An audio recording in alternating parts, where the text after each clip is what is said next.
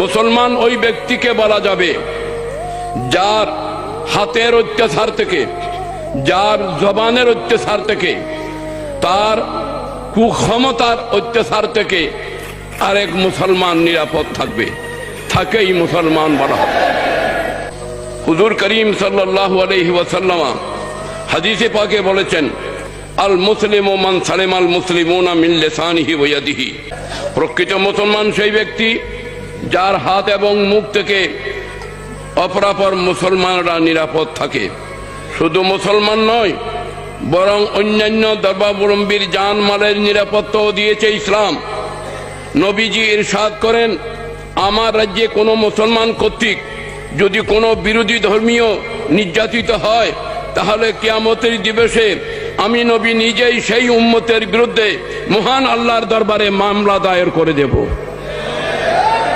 সুধী মণ্ডলী, আমাদের আজ কঠিনভাবে উপলব্ধি করতে হবে, ইসলাম কেবল মুসলমানদেরকে নিরাপত্তা দেয় না, বরং বিশ্ব মানবতাকে মুক্তি নিশ্চিত করে ইসলাম।